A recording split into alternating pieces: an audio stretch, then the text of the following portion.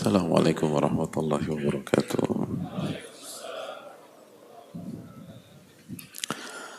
Bismillahirrahmanirrahim.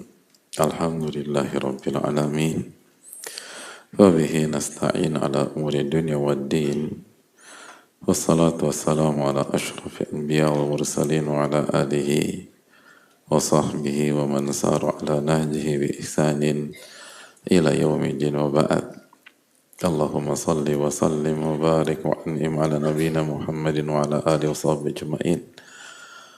Allahumma inna nas'aluka ilman nafi'a wa na'udzubika min ilmin la yanfa'. Allahumma 'allimna ma yanfa'una wanfa'na bima 'allamtana. Allahumma aslih lana umurana kullaha wa aslih wulata umurina wa umura baladina wa sya'bina. وانصرنا والمسلمين وانصرنا والمستضعفين وانصرنا والمظلومين وانصرنا وإخواننا في فلسطين وفي كل مكان إنك ولي ذلك والقادر عليه. Alhamdulillah, kita panjatkan puji dan syukur kita kepada Allah Tabaraka wa Ta'ala atas segala nikmat dan karunia yang Allah berikan kepada kita sehingga kita bisa bersua pada kesempatan kali ini menghadiri salah satu taman dari taman-taman surga sebagaimana yang diarahkan oleh Rasulullah sallallahu alaihi wasallam. Idza marartum bi riyadil jannati farta'u. Apabila kalian melewati taman dari taman-taman surga, maka singgahlah di taman tersebut. Lalu para sahabat bertanya, "Wa ma hiya riyadul jannati ya Rasulullah?" Apa yang dimaksud dengan taman-taman surga ya Rasulullah? Rasulullah SAW menjawab, hilakut dzikir. Majelis-majelis dzikir atau majelis-majelis ilmu. Majelis yang mengkaji apa yang Allah ridhoi dan cintai dan apa yang Allah tidak sukai sehingga kita bisa menjauhinya. Majelis halal dan haram. Sebagaimana yang dijelaskan oleh para ulama seperti Al-Imam Atha bin Abi Rabah. Oleh karena itu bersyukurlah ketika Allah memberikan taufik kepada kita untuk bisa menikmati taman dari taman-taman surga. Dan semoga Allah menerima apa yang kita kerjakan. Allah memberikan kita ilmu nafi dan melindungi kita dari ilmu yang tidak bermanfaat. Allah Tabaraka wa Ta'ala perbaiki urusan kita, urusan pemimpin-pemimpin kita, urusan bangsa dan masyarakat kita, dan Allah tolong kita dan orang-orang yang teraniaya, terzolimi, dan saudara-saudara kita di Palestina dan berbagai macam tempat. Allah Maha berkuasa atas segala sesuatu. Amin ya Rabbal Alamin. Hadirin Allah muliakan, kita akan kembali melanjutkan materi kajian rutin kita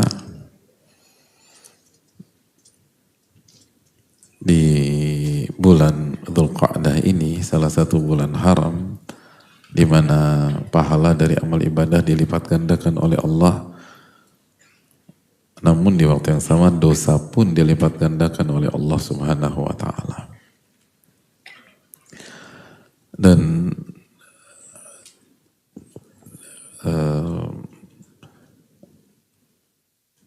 jamaah yang Allah muliakan, saya rasa sudah waktunya untuk mulai persiapan untuk kuis tentang kesabaran. Karena bukan hari ini, bukan. Tenang. Jangan bergembira dulu. Bukan hari ini. Tapi sudah mulai kasih sinyal-sinyal bahwa hari itu sudah semakin dekat. Hari kuis maksudnya. Khusus bab kesabaran. Dari awal kita bahas kesabaran sampai antum sabar membahas bab sabar sampai hari ini, gitu loh. Gitu ya. Dan sampai materi ini selesai. Jadi saya udah mulai kasih sinyal mulai dicicil lah belajar. Jangan sampai DO. Jangan sampai, loh kalau DO secara hafalan masih mending. Kalau DO dalam kehidupan, karena kita nggak paham, padahal kita udah kita pelajari, tapi kita nggak murojaah, nggak baca lagi. Akhirnya begitu berhadapan dengan ujian Allah, gagal dan DO. Sengsara kita hadirin. Jadi tolong dipersiapkan. Udah satu buku belum? Bab sabar? Belum? Belum? Belum Pak. Baru 2 buku. Baru 2 buku, belum 1 buku. Nah, kita akan lanjutkan beberapa hal penting lagi dari bab kesabaran. Karena memang penuntut ilmu dan sabar itu nggak bisa dipisahkan. Bahkan seorang muslim dan kesabaran tidak bisa dipisahkan. Bahkan kita sudah belajar bahwa tidak ada unsur amalan yang terlepas dari kesabaran. Semua pasti ada unsur sabar. Maka kalau kita lemah dalam bab ini, maka khawatir kita tadi DO dalam kehidupan. DO dalam kehidupan, bukan di kelas. Kalau kelas ngulangnya gampang. Kalau di sekolah, tinggal pindah sekolah. Nah kalau antum DO dalam kehidupan kan nggak mungkin pindah hidup gitu lah hadirin. Jadi ini yang perlu kita camkan. Nah hari ini kita akan bahas tentang sabar yang paling berat pada jiwa kita sebagai manusia. Jadi sabar yang paling berat bagi jiwa manusia gitu. Kan sabar udah berat nih. Nah yang paling berat tuh apa sih? Gitu. Nah menurut hadirin yang paling berat apa? Apa paling berat?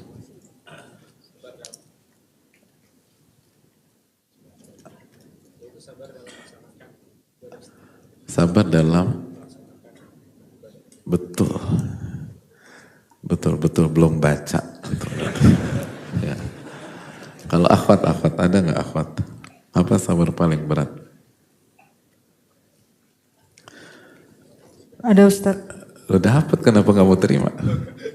Buat antum ya. Susah loh, belum baca tapi pede itu susah. Itu langka. Banyak orang udah baca tetap aja minder gitu. Jadi kan keberanian itu harus dihargai hadirin. Jarang langka kayak gitu. Ada akhwat sabar apa? Ada Ustaz. Ya.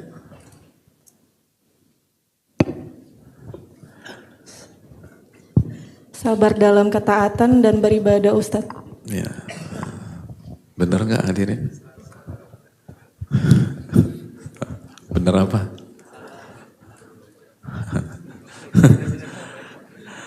Ya. Belum tepat. Antum apa? Sabar dalam membatasi hal yang kita sukai. Bismillah, sabar dalam membatasi hal yang kita sukai. Nah itu, salah hadirin. Ya salah lah, nggak terima. Emang harus sabar ngadepin antum nih. Taib. Nah makanya kita perlu bahas bab ini. Ternyata sabar yang paling sulit itu masih ada di awang-awang. Padahal ini tidak menutup kemungkinan kita sudah ngadepin situasi yang seperti ini. Mari kita simak apa yang dijelaskan oleh Ibnul Qayyim rahimahullah ta'ala. Kata beliau, masyaqqatu sabri bihasabi quwwati da'i ilal fi'l. wa suhulatihi 'alal abdi. Kesulitan untuk bersabar itu ditentukan dua hal, kata Ibnu Qayyim. Ditentukan berapa hal? Dua hal. Yang pertama, kuatnya faktor pendorong. Kuatnya faktor pendorong. Kuatnya faktor pendorong. Jadi sulitnya kesabaran itu ditentukan dua hal. Yang pertama, kuatnya faktor pendorong. Baik pendorong untuk mengerjakan kalau itu maksiat, atau faktor pendorong untuk menjauhi, meninggalkan dan lain sebagainya kalau itu ketaatan. Atau faktor pendorong untuk meledak kalau itu sabar mengendalikan emosi misalnya.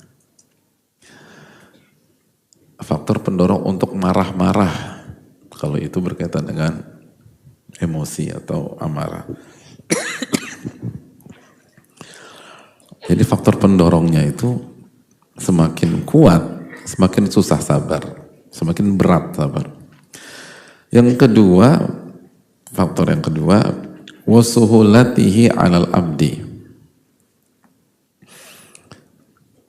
Ditentukan oleh aspek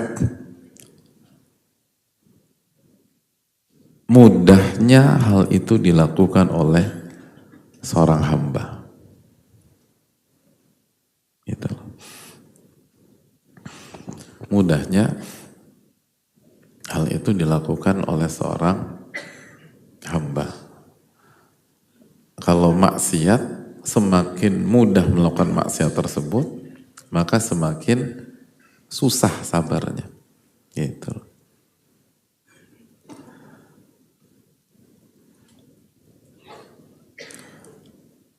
Kalau musibah gitu ya, semakin mudah untuk marah, maka semakin sulit untuk sabar. Gitu loh jamaah.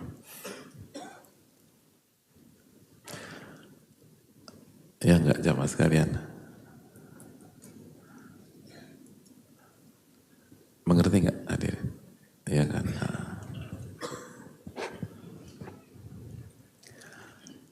Gitu. Bawahan kita numpahin kopi panas ke hadirin sekalian pas lagi pakai baju putih. Gitu loh. Gimana? Sabarnya gimana? Bandingkan kalau yang nggak sengaja melakukan itu adalah bos kita, CEO kita, numpain. Gimana? Sabar nggak? Sabar. Sabar. Bos. Kenapa demikian? Karena marah sama bos, konsekuensinya banyak. Sebaliknya, marah sama bawahan lebih mudah. Karena konsekuensinya nggak ada konsekuensi lagi bisa jadi. Jadi itu real. Makanya ini keseharian banget. Jadi semakin mudah kita marah, semakin susah kita sabar. Semakin semakin susah maksiat itu dilakukan, semakin mudah kita sabar. Semakin mudah untuk sabar.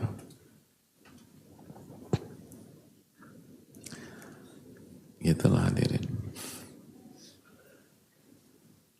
Bisa dipahami enggak?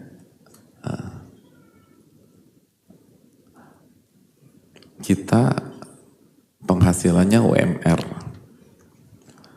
terus diajak main judi, datang ke tempat judi yang boleh masuk hanya orang yang bawa cash 500 juta. Kita bawa duit 1 juta. Pas ditolak, sabarnya gampang nggak?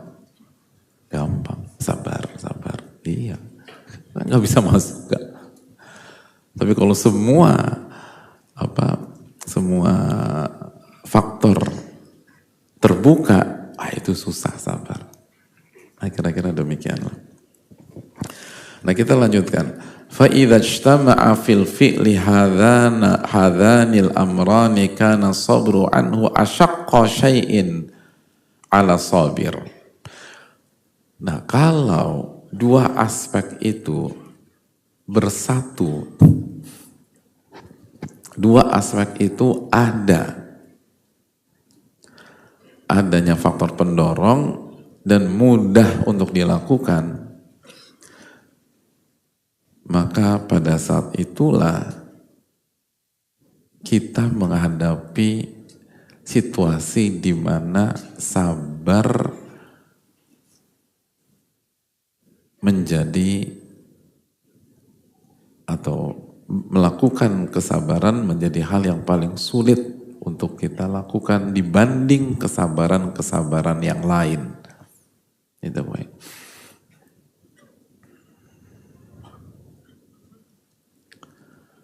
Jadi ketika ditanya sabar apa yang paling berat bagi jiwa manusia, yaitu sabar ketika faktor pendorongnya ada untuk melakukan sebaliknya, kan gitu ya. Dan yang kedua, kemudahannya itu ada. Jadi begitu kemudahan bertemu dengan faktor pendorong, itu susahnya minta ampun untuk bisa sabar. Untuk bisa sabar. Benar nggak jamaah sekalian? Iya, benar ya gitu loh.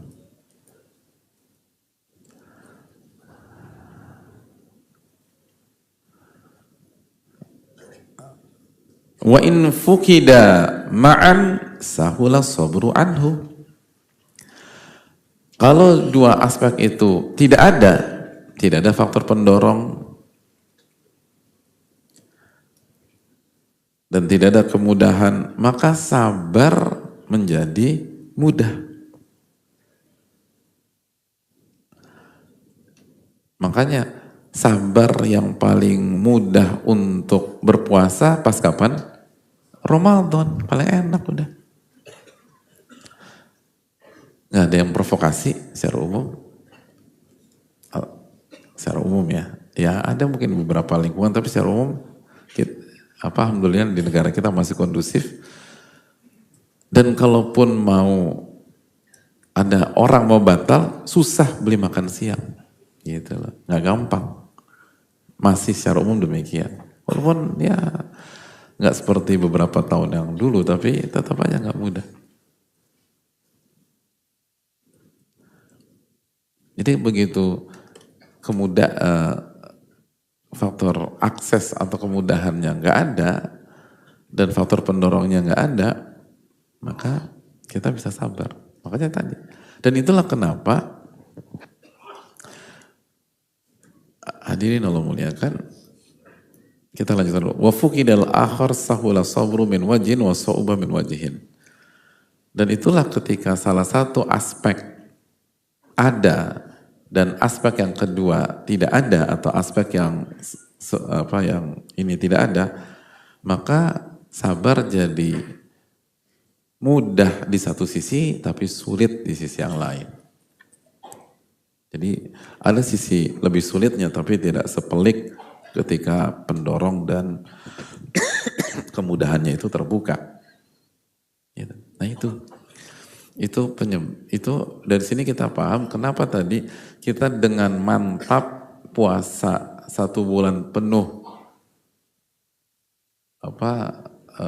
digaspol, tapi susah banget mengkodok puasa yang mungkin 3 hari, 4 hari, kalau ibu-ibu misalnya 7, 8 sampai 15 hari. Jadi ada banyak kita yang punya hutang puasa, dan biasanya punya hutang puasa ibu-ibu ya, itu butuh 1 tahun untuk mengkodok 7 sampai 15 hari. Butuh 1 tahun. Begitu Sya'ban, ya Allah besok Ramadan. Dilihat lagi gitu loh. Itu. Bayangin, puasa Puasa, misalnya puasa 25 hari, kita hanya butuh 1 bulan, 1 Ramadan. Tapi 5 hari, misalnya wanita haid atau mungkin kita sakit, itu sebagian kita butuh sampai 1 tahun. Kenapa demikian? Karena nggak mudah. Susah. Kenapa susah? Itu tadi. Ada banyak faktor pendorong untuk kita nggak puasa. Gitu loh. Misalnya secara psikis aja deh. Waktunya sampai sebelum Ramadan tahun depan. Gitu kan. Beda kan kita nyikapin, kita masih punya waktu dengan nggak punya waktu. Gitu loh. Ya nggak sih jemaah? Tabiat manusia itu kan suka nunda ya. Ya kan? Antum dapat pengumuman, PR matematik dikumpulkan 1 bulan lagi. Langsung dikerjain nggak sore ini? Enggak. Kapan dikerjain? 1,5 bulan lagi. Ya. Setelah pengumpulan baru dikerjain. Gitu. Lupa kita udah nanti lupa. Pas hari H nggak ngerjain. Extend 15 hari. Gitu. Manusia tuh gitu. Itu faktor non teknis yang membedakan berpuasa Ramadan adaan dalam ilmu fikih di waktunya dengan berpuasa qadhaan. Maka mengqadha itu selalu lebih susah. Padahal kita di negara Katulistiwa itu mau mengqadha apa, more or less kurang lebih durasinya sama. Gitu loh. Secara teknis sama lah. Beda kalau misalnya kita tinggal di beberapa negara. Itu salah milih waktu mengqadha itu bisa 20 jam puasa. Gitu loh. Tapi Indonesia tapi tetap aja susah. Kenapa demikian? Itu faktor dua hal ini, pendorong sama kemudahan akses dan atau kesulitan. Itu tadi. Nah ini, ya mas, karena Allah muliakan.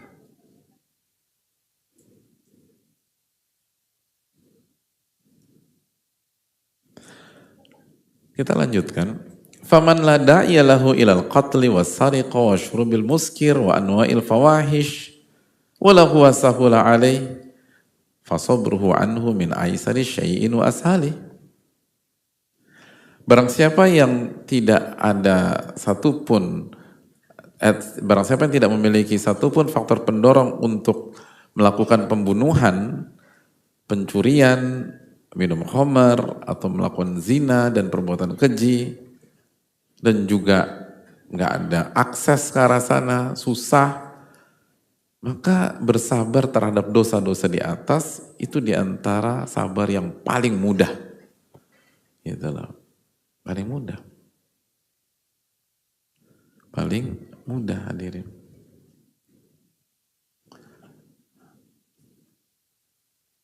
Beda sebaliknya. Misalnya dendam.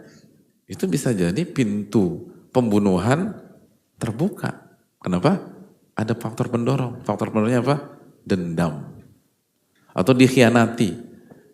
Tapi kalau cuman ketemu orang sekali, 2 kali, gue harus sabar gak ngebunuh dia nih. Gitu. Kenapa? Gak tahu. Gitu. Kan ini secara umum orang tuh gak demikian. Tapi ada bilang, ini kalau gue gak inget kata Pak Ustadz, gue udah sikat dia. Kenapa? Dendam misalnya. Dia bawa kabur duit gue misalnya. Itu bawa kabur duit kita adalah sebuah faktor pendorong untuk melakukan hal-hal yang tidak terpuji atau hal-hal yang berdosa. Itu boy. Atau pencurian gitu loh. Pencurian. Kalau nggak ada faktor pendorong, orang nggak akan berpikir untuk mencuri. Semua ada, kebutuhan terpenuhi, gitu loh. Gaji antum 100 juta per hari. Nah, kira-kira antum masih mikir nyuri sendal yang ada depan masjid itu enggak? Kan enggak, kecuali memang ada kelainan, klepto dan lain sebagainya. Enggak ada. Sabar, sabar. Enak sabarnya itu untuk tidak melakukan hal seperti itu kan, nggak ada faktor pendorongnya. Gitu loh. Nggak ada faktor pendorongnya. Gitu loh. Jadi itu yang perlu kita camkan. Atau hal-hal yang fawahish, yang yang zina gitu loh. Alhamdulillah selama 3 tahun ini gue bisa sabar untuk tidak berzina dengan wanita. Kenapa? Boarding, pondok, laki-laki semua gitu. Jadi zina sama wanita nggak ada ininya, nggak ada faktor pendorongnya. Itu semudah-mudahnya sabar. Itu poin yang salah satu contoh. Wa man ishtadda da'ihi ila dzalika wa sahula alaihi fi'lu fa sabru anhu ashaqqu syai'in alaihi.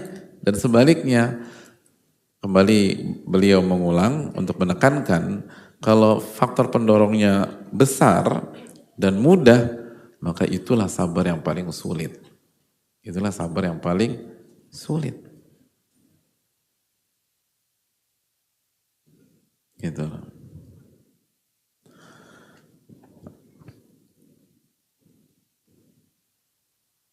Oleh karena itu hadirin sekalian, walihadza kana sabru sultan 'anil dzulm. Oleh karena itu, kesabaran orang yang sedang memegang kekuasaan untuk tidak menzolimi pihak lain atau pihak yang ada di bawahnya. Kekuasaan dalam spektrum apapun, untuk tidak menzolimi yang ada di bawahnya. Wasabru syab 'anil fahisyah. Dan sabarnya anak muda untuk tidak berzina dan muqaddimah-muqaddimahnya, dan sabarnya orang kaya antanawlil ladzat wa syahwat, untuk menikmati kelezatan dunia dan syahwat, baik yang halal tapi berlebih-lebihan atau yang bermaksiat, indallahi bimakan, itu sabar yang paling susah. Itu. Nah dari sini kita tahu nih, sabarnya suami untuk tidak menzolimi istri dengan sabarnya istri untuk tidak menzolimi suami, yang lebih berat yang mana? Hah? Suami atau istri? Hah? Hah? Kok?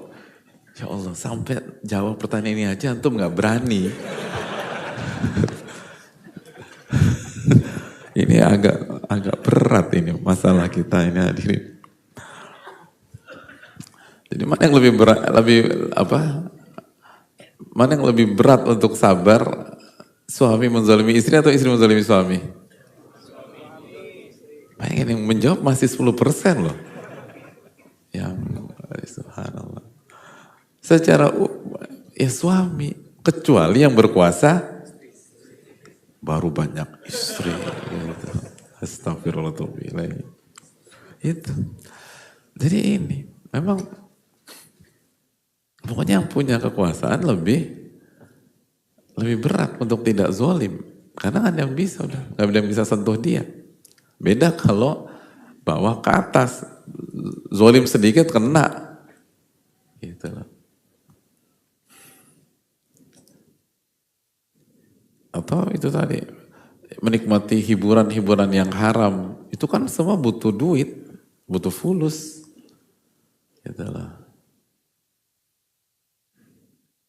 Makanya berat bagi orang yang punya uang. Mungkin itu kayaknya hikmahnya saya nggak kaya-kaya Pak Ustadz. Mungkin gitu loh. Lo bisa jadi, Allah tahu kalau kita banyak uang jatuh kita ke hal-hal itu. Itu poin. Wafil musnad, dalam musnad,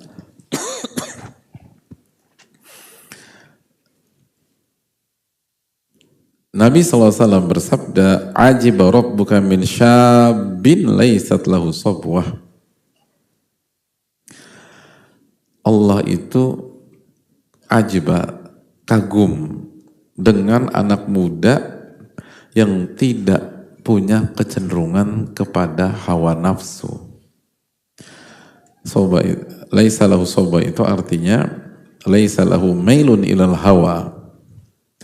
Anak muda yang nggak punya kecenderungan yang kuat terhadap hawa nafsu, gitu. Itu nggak. Kenapa? Karena langka yang kayak begitu. Secara umum orang-orang anak-anak yang masih muda itu arahnya hawa nafsu dan hal-hal yang berkaitan dengan itu, meledak-ledak, gitu loh. Nah, kalau ada anak muda yang bisa mengkontrol dirinya sehingga dia bisa menjaga dari ke arah hawa nafsu yang Allah katakan inna nafsal ammaratun bisu, sesungguhnya hawa nafsu itu selalu mengajak pada keburukan, maka itu sangat mengagumkan karena susah, sangat susah itu sangat susah. Kan makanya kan hal-hal yang misalnya kesenangan syahwat atau hawa nafsu dan sebagainya itu kan sabar tidak melakukan itu. Biasanya yang paling susah adalah ketika misalnya kita masih muda, belum berkeluarga, belum rumah tangga, sendirian, apalagi kalau nggak ada keluarga di Jakarta misalnya, itu peta beda dengan kita sudah berumah tangga gitu loh. Udah punya tanggungan, lu punya anak, belum lagi mertua galak, itu pengaruh nggak hadirin? Realita aja, pengaruh. Maka harus disyukuri juga punya mertua galak, paling nggak itu hikmahnya ngerem kita biar nggak aneh-aneh hadirin, gitu. Kalau Allah takdirkan demikian, gitu loh. Itu pengaruh. Atau keluarga besar yang dimana kita berjalan pasti ada kaitannya sama keluarga besar kita. Akhirnya ruang lingkup terbatas, nggak berani, sulit macam-macam. Sabar untuk tidak melakukan banyak hal jadi jauh lebih mudah. Ya nggak sih? Itu poin. Makanya kan salah satu ikon kesabaran itu Nabi Yusuf alaihissalam. Karena semua ada dan belum bisa sabar. Itu luar biasa banget. Sangat luar biasa. Nah, hadirin Allah muliakan. Di antara dalil yang dibawakan para ulama dan ini diangkat oleh Ibnul Qayyim rahimahullah tentang hal-hal seperti ini.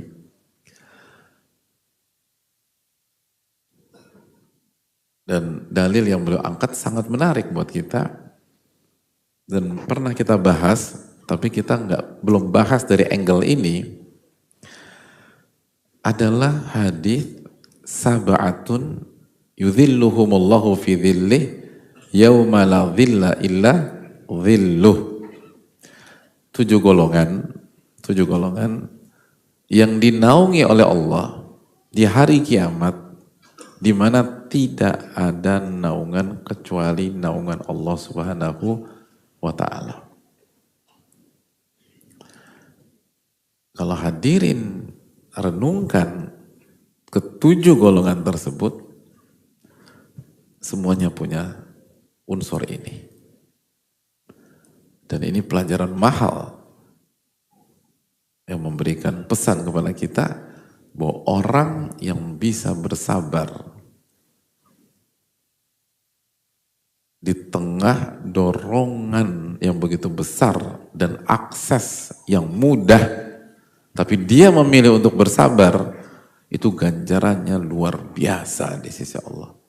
Seperti 7 golongan yang akan dinaungi di saat tidak ada naungan kecuali naungan Allah. Di saat matahari hanya 1 mil di atas kita. Mari kita tadaburi lebih lanjut lagi. Walidzalika istahaqqa sab'atul madhkuruna fil hadits. Istahaqqa sab'atul madhkuruna fil hadits. an yudhillahumullahu fi dhilli arsyihi likamali sabrihim wa masyaqqatihi.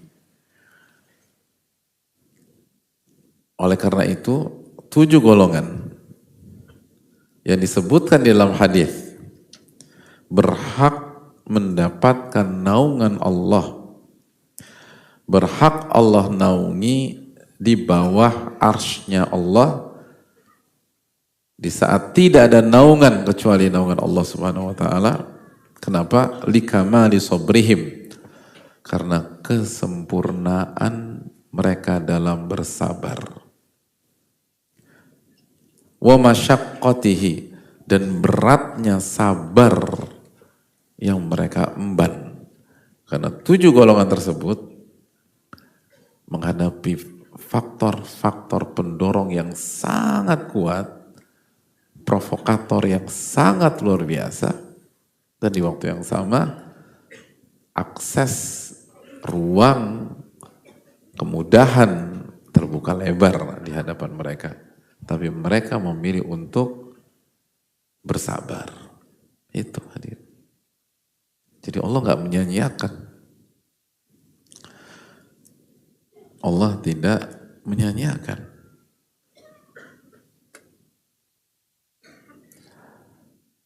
Hadirin Allah muliakan.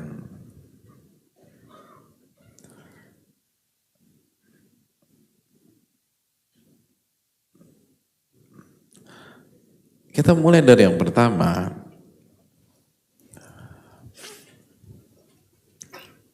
Ketika Nabi SAW mengatakan, imamun adil, pemimpin yang adil. Ibnu Qayyim rahimahullah ta'ala mengatakan, fa inna sabral imamil mutasallit ala al-adli fi qasmihi wa hukmihi wa ridahu wa ghadabih. Itu luar biasa. Kesabaran pemimpin atau imam dalam berlaku adil ketika melakukan sebuah pembagian, ketika memutuskan sebuah ketetapan dan kebijakan, dan bagaimana ia ridho kepada sesuatu dan marah terhadap sesuatu, dan ridho dan marahnya ia tetap berusaha seobjektif mungkin. Itu susahnya minta ampun, sangat susah, sangat susah. Apa? Karena Anda yang berkuasa. Itu bukan susah.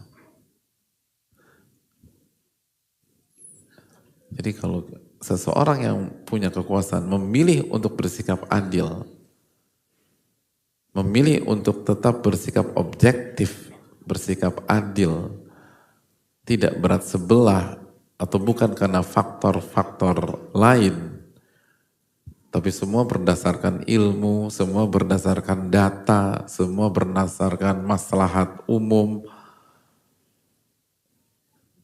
semua berdasarkan pijakan hukum, itu kan susah. Karena kapanpun dia mau bermain, gak ada yang bisa cegah dia. Kapanpun dia mau merubah itu, dia punya kemampuan. Tapi dia memilih tidak, itu susahnya luar biasa.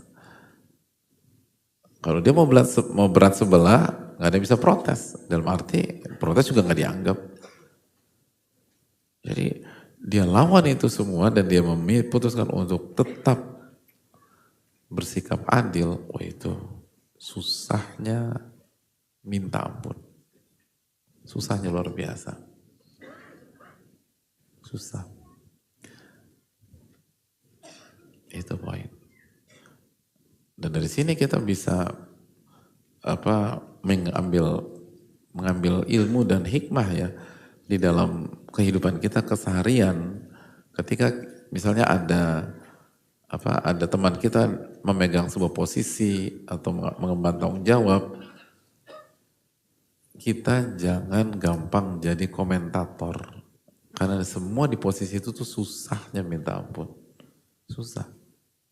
Kita ketika nggak dikasih itu enak ngomong, tapi begitu dengan berat. Jadi itu susah. Kita lanjutkan. Yang kedua apa? Syabun nasha'a fi ibadatillah. Yang kedua anak muda yang tumbuh dan berkembang dalam ketaatan dan ibadah kepada Allah. Oh itu susah. Kenapa? Karena faktor pendorong untuk maksiat banyak. Akses untuk maksiat di masa muda luas. Tapi dia memilih untuk tumbuh dan berkembang dalam ketaatan, oh itu susah. Susah hadirin. Oh berat. Jadi hadirin yang perlu kita camkan. Ini dipuji sama Allah dan Rasulnya SAW. Ya anak muda. Ya misalnya Sabtu malam gitu kan. Kan untuk anak muda khususnya ya. Opsi kan banyak. Emang hadirin datang ke masjid karena gak punya opsi lain? Gitu. Semuanya tutup gitu. Cuman masjid yang buka. Kan gak begitu. Dan itu kan perjuangannya susah, berat, ribet, jelimet. Belum lagi ada diajak ke sana lah, diajak ke situ lah. Coba yang datang ke sini karena nggak ditemenin dan nggak diajak main sama satu pun temannya, angkat tangan. Akhirnya udah saya kesini aja deh. Jadi faktor dia kesini karena nggak ada yang ngajak dia di hari ini dan nggak ada yang nemenin dia di hari ini. Ada? Oh, ada ya? Nggak ada yang nemenin? Berarti gampang, nggak dapat hadiah udah. Loh, karena nggak ada faktor pendorong. Gak apa-apa kasih hadiah. Tapi bener nggak punya teman. Ya udah. Ya udah kasih. Kasih 2 biar punya teman. Siapa lagi? Banyak tadi. Nah, nanti Mas Hadi aja semua angkat tangan. PR yang angkat, ada lagi tuh, ada beberapa. Yang angkat tangan bulan depan laporan harus udah punya teman di Masjid Allah Subhanahu wa taala gitu loh. Ya. Bulan depan ingetin tuh panitia. Catat siapa itu. Gitu. Minimum teman. Syukur-syukur bulan depan dapat jodoh. Nah. Kok antum yang senang? Itu syukur-syukur. Gitu lah.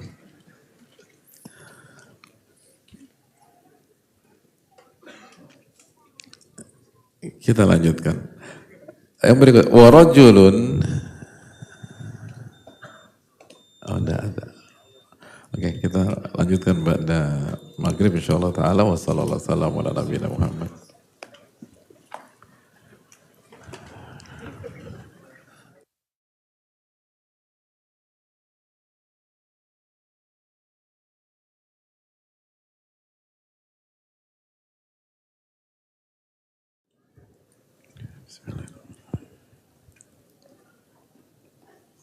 Assalamualaikum warahmatullahi wabarakatuh. Bismillahirrahmanirrahim. Alhamdulillahirabbil alamin. Wa bihi nasta'in ala umuri dunya waddin, wassalatu wassalamu ala asyrafil anbiya wal mursalin wa ala alihi wa sahbihi ajma'in wa ba'd. Allahumma inna nas'aluka ilman nafi'a wa na'udzubika min ilmin la yanfa'. Kita lanjutkan jamaah sekalian yang berikutnya, wa rajulun qalbuhu mu'allaqun fil masajid. Seseorang yang hatinya terpaut ke masjid untuk beribadah, untuk sholat dan seterusnya. Dan kenapa sosok ini diangkat oleh Nabi SAW? Karena lagi-lagi Ibnul Qayyim rahimahullah ta'ala mengatakan beratnya seseorang untuk bisa sampai derajat dan level seperti itu. Karena sekali lagi faktor pendorongnya tuh banyak. kesibukan, segala macam hal. Dan kita bisa rasakan lah, gak mudah gitu loh untuk senantiasa terpaut ke masjid itu sulit. Untuk sholat 5 waktu bagi laki-laki atau kajian dan lain sebagainya, ada aja urusan, ada aja kerjaan, ada aja urusan segala macam, sehingga faktor pendorongnya itu untuk nggak ke masjid itu banyak ya mas sekalian. Dan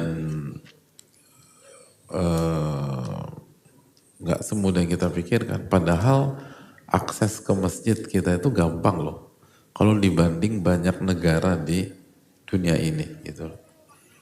Dan orang yang suka keluar negeri ngerti banget betapa ini adalah kenikmatan yang luar biasa tapi sering diremehkan oleh kita. Jadi take it for granted lah. Gitu. Artinya ketika kita di luar negeri susah banget cari masjid dan lain sebagainya. Sedangkan di Indonesia masjid. Jadi kalau kita lihat kaidah kita secara kemudahan mudah. Tapi dari sisi faktor pendorongnya itu yang seringkali masa ada urusan inilah, bertepatan dengan meeting itulah, nanti ada kajian inilah, ya ada urusan inilah, ada acara itulah. Itu aja sekali lagi membuat sebagian kita nggak bisa istiqomah. Apalagi kalau masjid itu susah gitu. Ini masjid gampangnya minta ampun. Dikit-dikit ada masjid, dikit-dikit ada masjid. Jadi sekali lagi ini yang perlu kita camkan dan kita bisa ngerti gitu loh. Kenapa ini begitu spesial? Karena memang susah, sangat susah. Dan sekali lagi bumi Allah kan bukan hanya Indonesia gitu loh. Bumi Allah ya kita tahu bagaimana bumi ini. Jadi memang gak mudah untuk bisa hati itu terpaut ke masjid itu susah. Dan harus menerobos berbagai macam aral dan rintangan. Lalu berikutnya warajulani tahabba fillahi ijtama'a alaihi wa tafarraqa alaihi.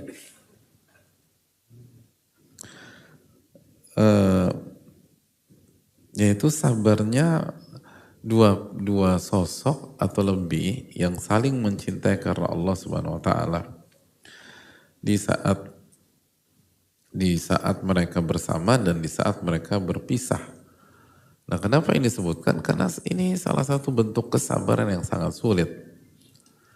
Karena faktor-faktor pendorong untuk berkhianat dan punya hidden agenda itu banyak jamaah. Dan sebaliknya, menjalin hubungan karena Allah, bersama karena Allah dan berpisah karena Allah seringkali nggak ada duitnya gitu loh. Bahkan nguras kocek kita, nguras harta kita gitu.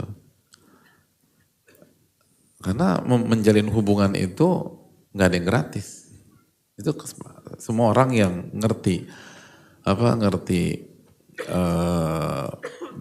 dunia sosial atau pergaulan tahu. Untuk bisa dekat dengan seseorang, Anda harus keluarkan modal. Anda nggak berani keluar uang, Anda nggak bisa dekat dengan pihak-pihak yang berkualitas. Tapi kenapa makanya kan kita sering dengar istilah entertain dan lain sebagainya. Karena itu tadi, sekali lagi untuk bisa bangun hubungan baik, kita nggak bicara ini dulu ya dengan siapa, tapi untuk membangun hubungan pada dasarnya butuh modal, butuh biaya gitu. Dan itu sering kita alami dalam kehidupan gitu. Misalnya kita mau kenalan dengan, kenalin gue dong dengan si A atau si B, oke boleh. Kapan? Makan siang, oke gue aturin ya. Nah kalau dia bilang gue aturin, dapat nih 2 hari lagi dia punya waktu mau makan siang dengan kita. Kan kita nggak boleh nanya lagi, terus siapa yang bayar? Kan nggak boleh nanya gitu lah. Itu goes without saying, itu semua orang tahu bahwa ketika Anda yang gini, Anda bayar. Jangan nanya lagi, terus siapa yang bayar? Apa patungan aja kita bertiga ya? Udah gak jadi. Itu pertemuan pertama dan terakhir bisa jadi. Jadi itu menunjukkan bahwa semua ada harganya gitu loh. Gak ada makan siang gratis kan, selalu demikian. Nah tapi karena dalam tanda kutip menghasilkan, maka banyak orang gak ragu untuk mentraktir, gak ragu untuk bayarin, gak ada waktu, gak ragu untuk itu. Makanya itu kan salah satu istilah, there is no such a thing as free lunch. Gak ada istilah makan siang gratis. Kenapa? Karena begitu kita diajak makan siang, pasti ada konsekuensi. Mungkin bukan hari H, atau mungkin bukan H+1, mungkin bukan H+2, tapi nanti akan ada bill untuk itu. Itu disepakati oleh semua pihak di dunia pergaulan dan di dunia hubungan sosial. Nah, begitu hubungannya, kebersamaannya, pertemanannya, persahabatannya karena Allah, kita nggak boleh bicara itu. Cost-nya ada, tapi kita nggak boleh bicara panen duniawinya gitu kan, karena Allah.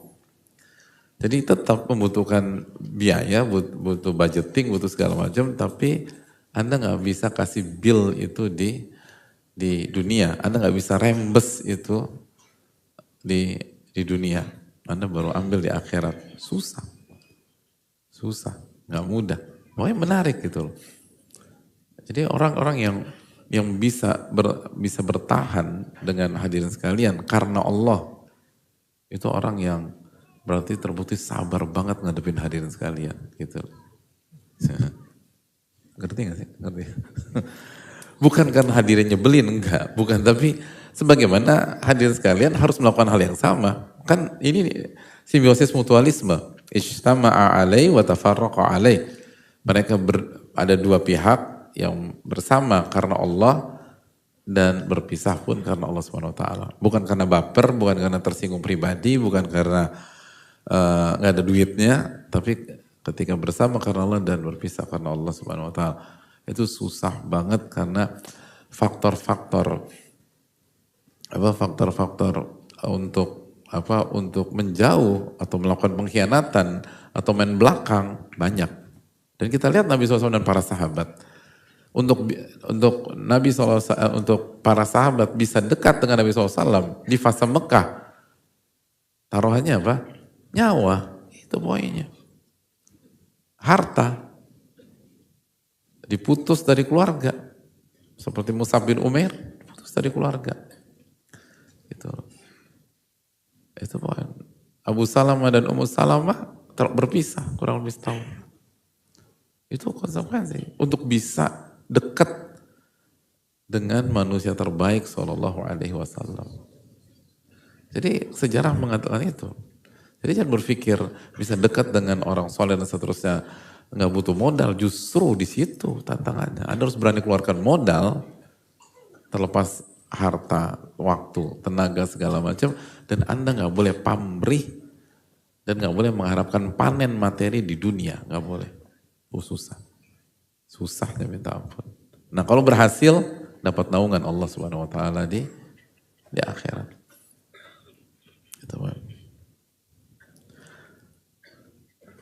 Itu hal yang sangat sulit.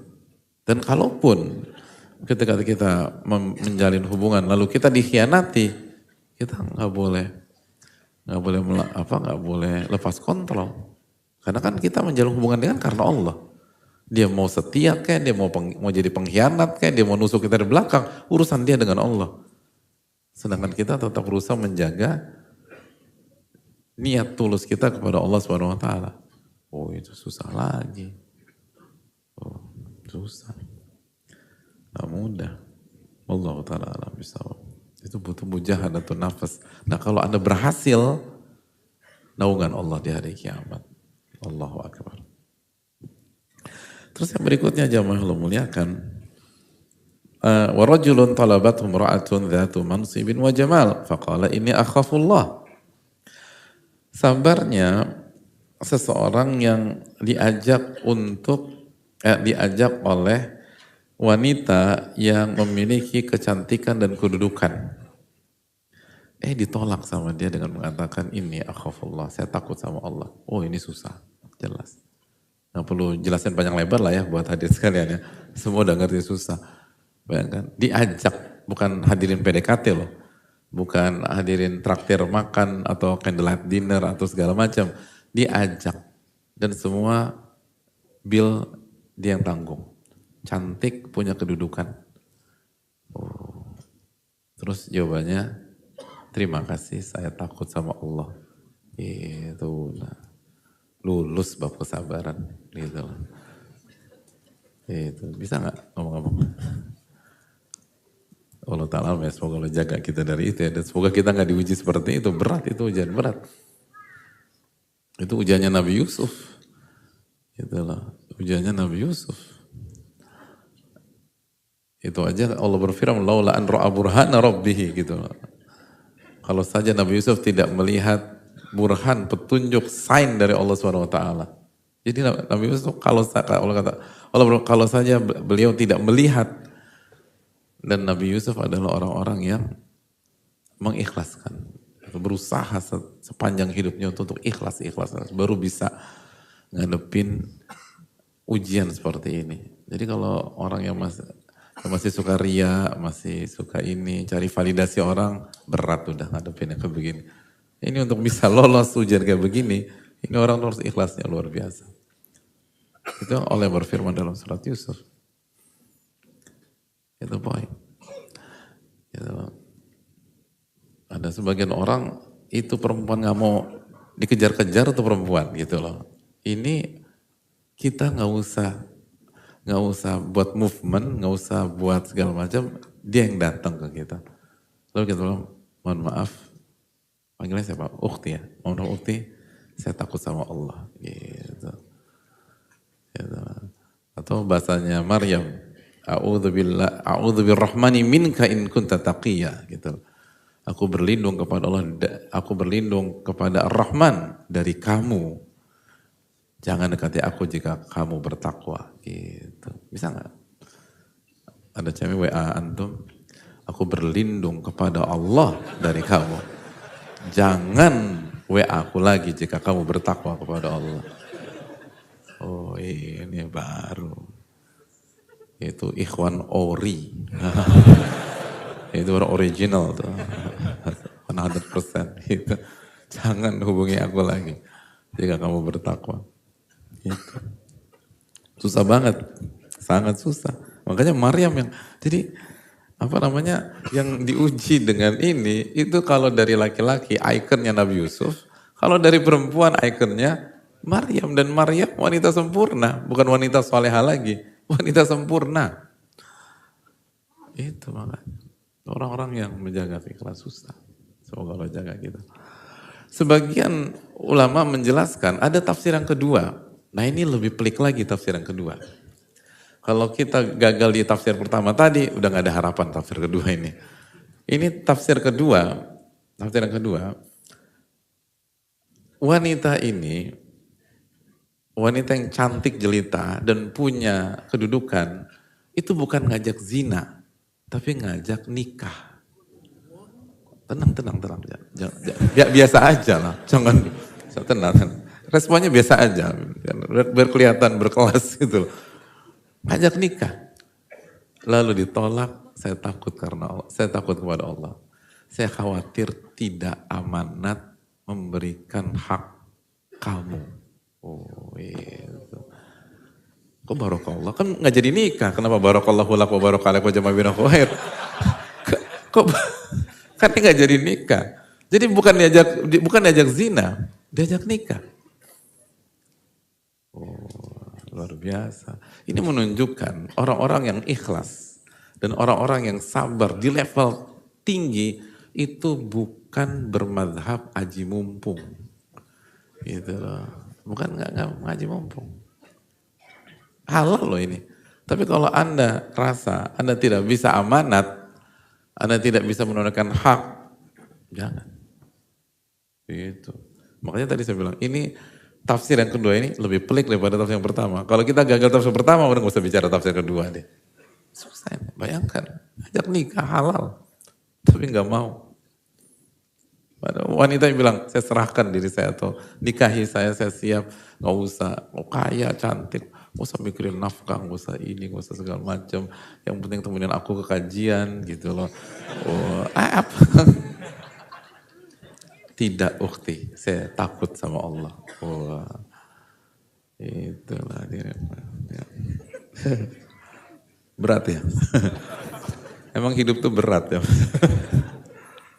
Gitu. Tapi sekali ini pelajaran berharga bagi kita.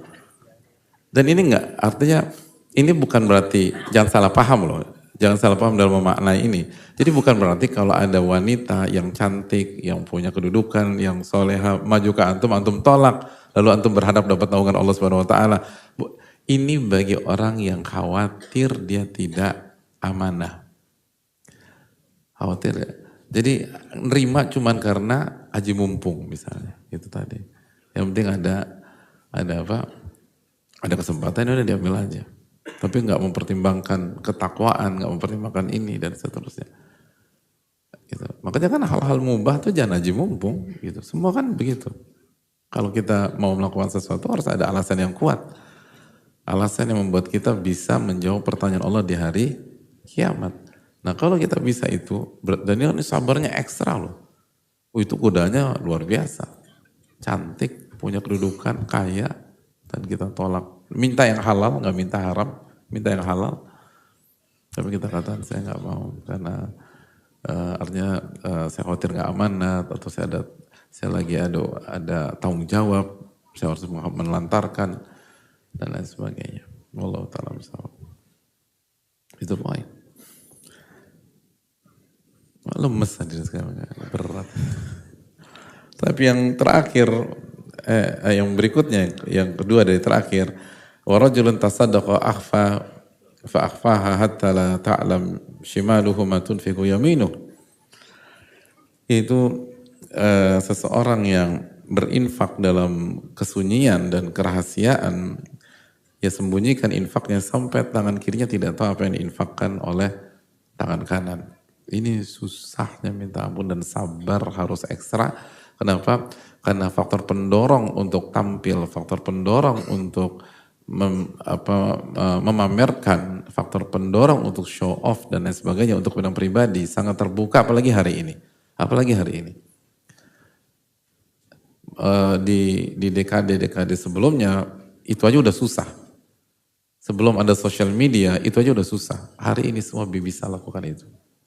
Tapi kalau dia lebih memilih menyembunyikan, sampai tangan kirinya nggak tahu apa yang diinfakkan tangan kanan, itu sabaran luar biasa. Untuk menahan gejolak, ingin dikenal, ingin dipuji, ingin diapresiasi oleh manusia, ingin dikenal baik dan lain sebagainya. Itu sangat sangat susah sekali. Harus ditahan dan seterusnya. Susah. Lalu yang terakhir, rajulun dzakarallahu khaliyan fafadat ainah. Dan seseorang yang mengingat Allah, berzikir kepada Allah di tengah kesendiriannya, dan dia takut kepada Allah Subhanahu wa taala sehingga air matanya menetes.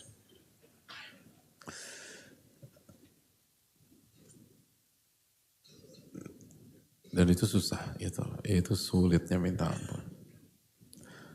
Karena sekali lagi manusia tuh punya tabiat ingin terlihat dalam hal-hal positif, ingin dipuji, ingin disanjung, ingin diakui, ingin punya image yang bagus, ingin punya personal branding yang oke di tengah pihak lain.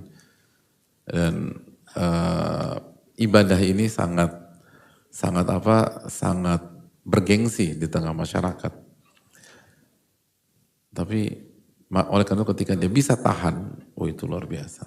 Sebagaimana kita harus husnudzon ketika ada seseorang yang menangis karena Allah SWT dan kita ketahui atau mungkin di tempat publik, maka kita husnudzon, kita baik sangka bahwa ia tetap berusaha menjaga keikhlasannya. Karena terkadang orang tersentuh di tempat publik atau tersentuh ketika ada teman-teman dan dia nggak kuasa menahan air mata tersebut. Selama dia ikhlas, maka tidak ada masalah sama sekali.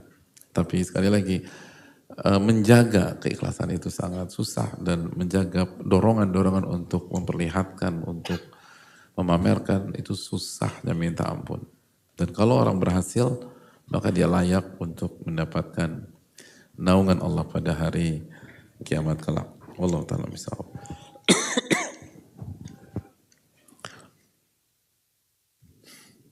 Terakhir, ada sebuah hal yang ditekankan oleh Ibnul Qayyim, hendaknya kita simak baik-baik. Ini penting soalnya, apalagi hari ini. Walihada, saya agak lengkap ya, saya nggak baca bab itu secara utuh.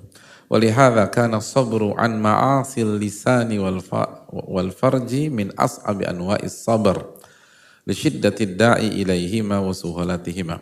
Salah satu kesimpulan Ibnul Qayyim rahimahullah ta'ala, beliau mengatakan, oleh karena itu bersabar untuk tidak melakukan maksiat-maksiat yang berkaitan dengan lisan dan kemaluan atau alat vital, itu diantara kesabaran yang paling sulit dalam kehidupan. Kesabaran yang paling sulit di dalam kehidupan. Li syiddati da'i ilaihima, karena faktor pendorongnya banyak. Faktor pendorongnya banyak. Ini susah. Maka ini penting. Ini penting. Makanya kayak kemaksiatan yang berkaitan dengan kemaluan atau alat vital kan susah sekali. Makanya banyak-banyak minta pertolongan kepada Allah. Banyak-banyak berdoa kepada Allah Subhanahu wa taala. Banyak-banyak minta ampun kepada Allah Subhanahu wa taala dan minta dijaga. Apalagi sekarang bisa diakses dimanapun yang bisa menjadi trigger sampai pada zina gitu loh. Gitu.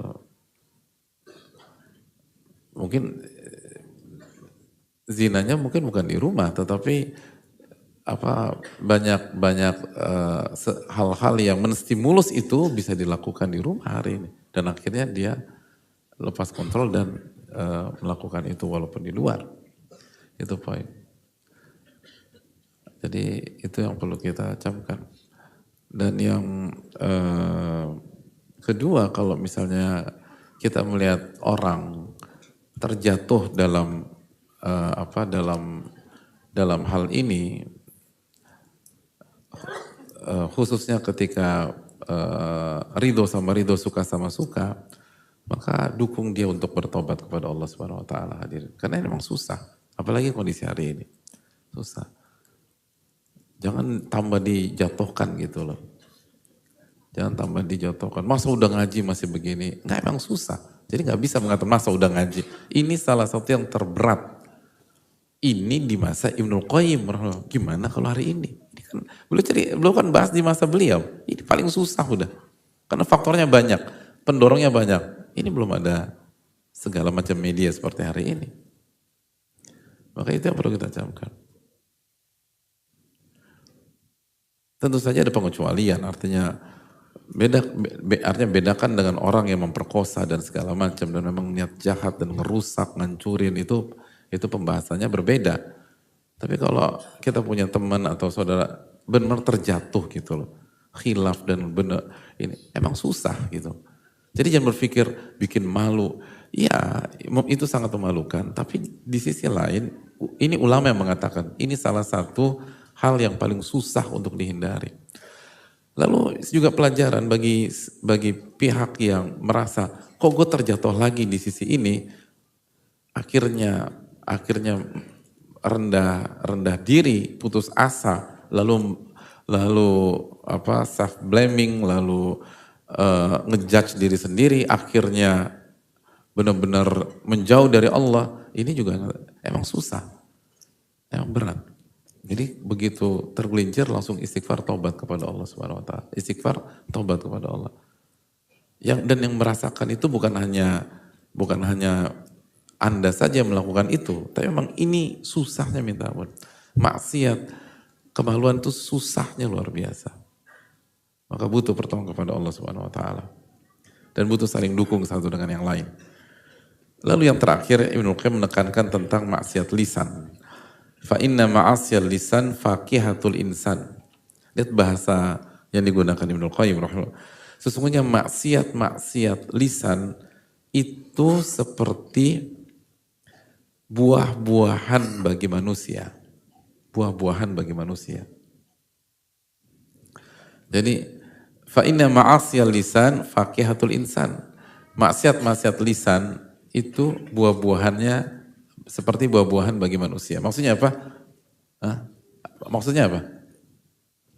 Manis. Secara umum kan gitu. Manis, disukai. Orang secara umum senang gitu loh. Buah-buahan kan gitu. Enak gitu loh. Maksiat lisan itu salah satu maksiat paling enak udah. Yang disukai. Kan namimah, adu domba. Gibah, ngomongin hal negatif tentang orang di belakang dia, itu semua enak. Itu seperti fakihah, seperti buah-buahan. Emang manis. Makanya gak menyebutkan, orang suka. Ngomongin orang, ngomongin ini, hal yang negatif-negatif, suka. Wal kadhib, bohong, gitu loh. Itu emang ada rasa manis. Wal mira, debat kusir, debat ngebantah dan seterusnya. Emang ada rasa manis di situ. Wa thana 'ala nafsi ta'ridun wa tasriha, lalu muji-muji diri sendiri, baik secara tersurat maupun tersirat, direct atau langsung maupun tidak langsung. Itu ada manis semua. Ngangkat-ngangkat diri, merasa dia. Itu semua manis. Wa hikayati kalamin nas, lalu cerita omongan-omongan orang gitu loh, seru gitu. Kalau itu ada ini, semua yang dia dengar disampaikan gitu kan. Padahal cukup, kata Nabi SAW, cukuplah seseorang itu berbohong kalau disampaikan seluruh yang dia dengar. Tapi manis, kan kita tahu hadis-hadis atau dalil seperti itu. Tapi siapa yang benar-benar bisa ngejaga lisannya? Karena aduh itu manis banget. Itu fakihah.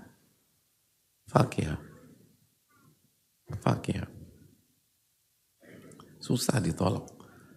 Watta'an 'ala man yubghiduh, lalu kita cela dan kita jatuhkan orang yang kita benci. Oh itu lebih manis lagi. Kita kesel, benci, kecewa sama orang. Oh itu nusuknya tuh enak pakai lisan. Ngejatuhinnya enak. Itu manisnya luar biasa.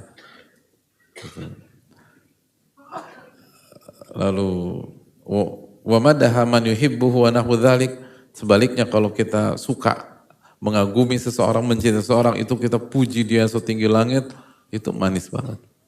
Itu kenikmatan. Nah, maksiat lisan ini menggabungkan antara kuwatud da'i, faktor pendorong, manis tadi, wa tayassuru harakatil lisan, dan akses dan kemudahan. Modalnya ngomong, enak, nggak bayar, gitu loh. Jadi gampang dilakukan, ada rasa manis. Maka tidak heran, sabar itu seringkali berada di titik nadir. Susah. Makanya maksiat lisan itu seringkali bukan tahu atau tidak tahu, tapi lemahnya kemampuan menahan. Karena itu sabar.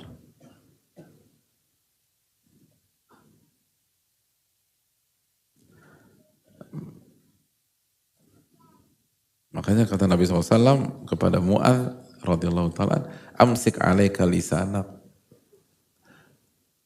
jaga lisan anda. Faqala wa inna la mu'akhadzuna bima natakallamu bih ya Rasulullah SAW. Apakah kita akan dihisap dan dihukum karena ucapan lisan kita?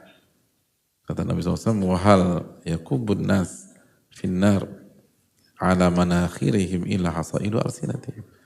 Bukankah manusia itu diadab, dibakar atau disiksa di hari kiamat kecuali karena perbuatan lisan mereka? Ya iyalah, semua itu dihisap. Semua dihisap. Gitu. Dan sekarang lebih enak lagi. Sekarang tinggal ngetik. Gitu loh, ngetik. anonimus segala macam, gak ada yang tahu gitu loh. Itu gampangnya minta ampun.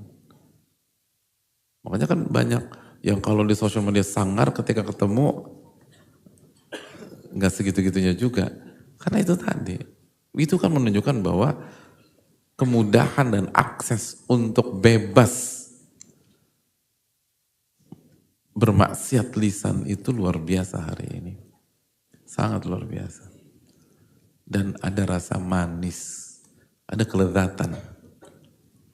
Itu gibah itu lezat. Memfitnah orang tuh lezat. Apalagi kalau kita benci, kesel, atau hasad, atau iri, atau jealous sama dia, oh itu udah paling enak. Apalagi kalau kebetulan misalnya dia terjatuh dalam sebuah, atau dia benar-benar salah, itu kita sikat, itu nikmat zaman sekarang. Itu kayak makan musangking. Kan buah-buahan. Itu. Bagi yang hobi durian, yang gak suka bisa muntah gitu. Itu nikmat udah. Ngegibah itu kan nikmat luar biasa. Ada isu tentang orang yang kita gak suka. Oh itu untuk disampaikan lagi. Oh itu berat untuk nahan. Karena nikmatnya dan manisnya luar biasa. Tapi itulah ketakwaan. Itulah keimanan. Makanya kata Nabi SAW, man kana yu'minu billahi wal yawmil akhir falyakul khairan aw liyasmut. Barang siapa yang beriman kepada Allah dan hari akhir, hendaklah berkata baik atau diam. Berkata baik atau diam. Yang bisa nahan itu iman kepada Allah, bahwa Allah Maha melihat Anda, mendengar Anda, mengetahui, dan hari akhir semua dihisab. Semua dihisab. Assalamualaikum. Sudah masuk waktu Isya. Pada Allah nggak ada pertanyaan pada hari ini. Tapi semoga bermanfaat. Bab ini selesai dan kita belajar apa atau kesabaran paling berat di dalam kehidupan ketika pendorong dan akses kemudahan itu bersatu. Semoga Allah memberikan taufik kepada kita dan manfaatkan Dzulqa'dah sebaik-baiknya dan semoga yang berangkat haji tahun ini dimudahkan oleh Allah Subhanahu wa taala dan mendapat haji mabrur. Subhanakallahumma wa bihamdika la ilaha illa anta astaghfiruka wa atubu ilaik. Assalamualaikum warahmatullahi wabarakatuh.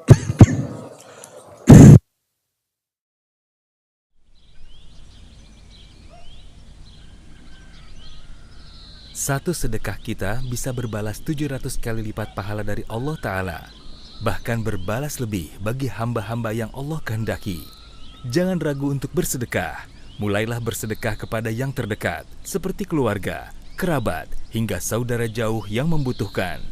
Kita juga bisa bersedekah dan terlibat dalam perjuangan menebar kebaikan melalui beragam program serta operasional Yayasan Muhajir Peduli Indonesia yang insya Allah bermanfaat.